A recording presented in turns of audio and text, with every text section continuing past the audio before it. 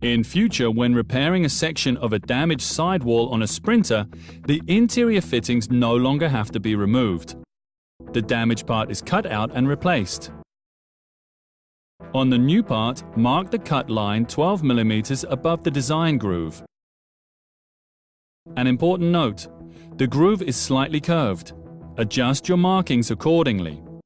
Naturally, wear your personal protective equipment and again, follow the safety instructions.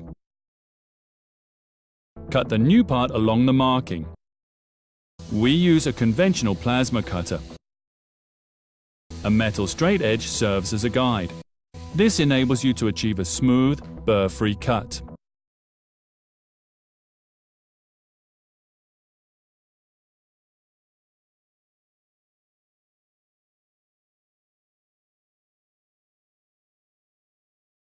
Mark another cut approximately 5 mm from the front bead.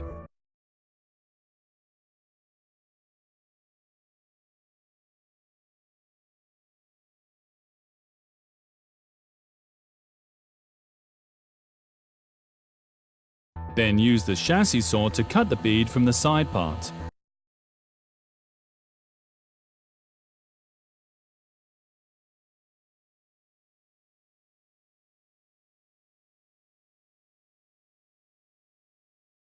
Once you've done that, cut out the edges approximately 5 mm from the top corners.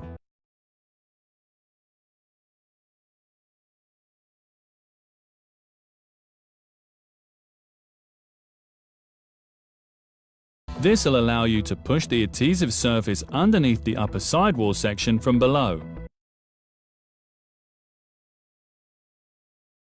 Then deburr all of the cuts with a grinding disc.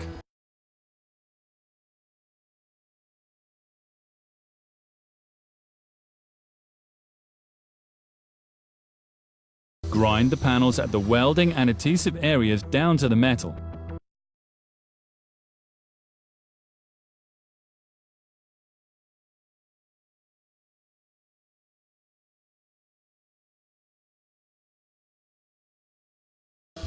Grind the rear bead, the corners, and the interior side of the mudguard as well.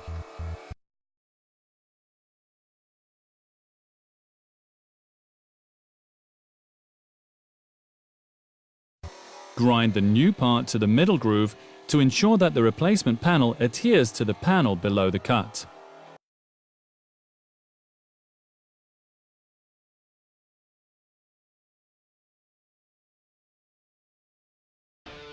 Now you can fit the panel on the vehicle. The two top corners must pass cleanly underneath the top section of the sidewall. Ensure that the adhesive surface sits flush and that the new part doesn't protrude anywhere. Use magnets to hold the top edge of the panel in place. Use clamps to fix the bead on the lower edge.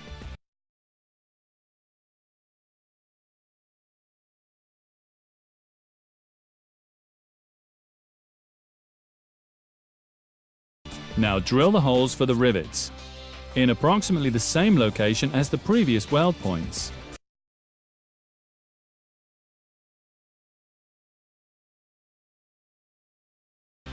You must measure and mark these 3 holes as follows. Deburr the holes in the new part.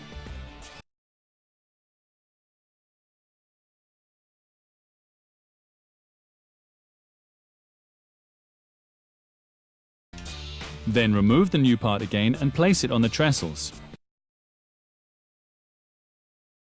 This enables you to deburr the holes on the other side as well.